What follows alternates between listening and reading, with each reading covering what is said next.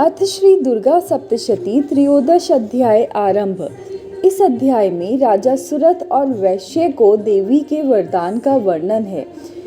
जो भी भक्तजन इस अध्याय को सुनते हैं और श्री दुर्गा सप्तशती के पाठ को करते हैं, उनका कल्याण हो।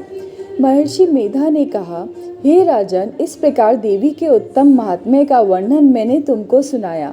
जगत को धारण करने वाली इस देवी का ऐसा ही प्रभाव है। वही देवी ज्ञान के देने वाली हैं और भगवान विष्णु की इस माया के प्रभाव से तुम और यह वैश्य और अनेक विवेकी जन मोहित होते हैं और भविष्य में भी मोहित होंगे। हे राजन, तुम इसी परमेश्वरी की शरण में जाओ। यही भगवती आराधना करने पर मनुष्य को भोग, स्वर्ग और मोक्ष प्रदान करती है। मार्कंडेय जी ने कहा, महर्षि मेधा की यह बात सुनकर राजा सुरथ ने उन उग्र व्रत वाले ऋषि को प्रणाम किया और राज्य के छिन जाने के कारण उनके मन में अत्यंत ग्लानि हुई और वह राजा और वैश्य तपस्या के लिए वन को चले गए और नदी के तट पर आसन लगाकर भगवती के दर्शनों के लिए तपस्या करने लगे। दोनों ने नदी के तट पर देवी की मूर्ति बनाई और पुष्प, धूप, दीप और हवन द्वारा उनका पूजन करने लगे। पहले उन्होंने आहार को कम कर दिया, फिर बिल्कुल निराहार रहकर भगवती में मन लगाकर एकाग्रता पूर्वक उनकी आराधना करने लगे।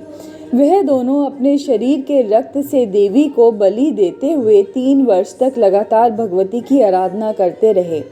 3 वर्ष के पश्चात जगत का पालन करने वाली चंडिका ने उनको प्रत्यक्ष दर्शन देकर कहा।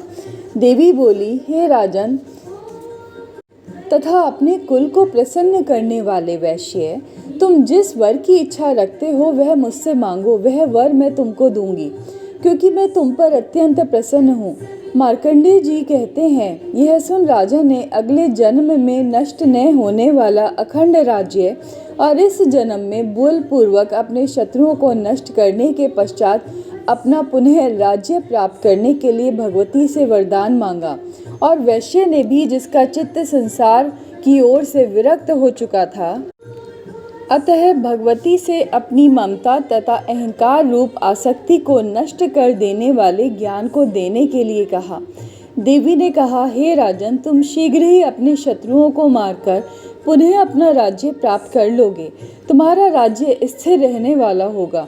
फिर मृत्यु के पश्चात आप सूर्य देव के अंश से जन्म लेकर सावर्णिक मनु के नाम से इस पृथ्वी पर ख्याति को प्राप्त होंगे। हे वैश्य, कुल में श्रेष्ठ, आपने जो मुझसे वर मांगा है वह आपको देती हूँ।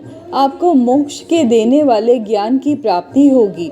मार्कंडेय जी कहते हैं, इस प्रकार उन दोनों को मनवांछित वर प्रदान कर तथा उनसे अपनी स्तुति सुनकर भगवती अंतर्ध्यान हो गई। और इस प्रकार क्षत्रियों में श्रेष्ठ वह राजा सुरथ भगवान सूर्य देव से जन्म लेकर इस पृथ्वी पर सावर्णिक मनु के नाम से विख्यात होंगे। अथ श्री दुर्गा सप्तशती त्रयोदश अध्याय समाप्त।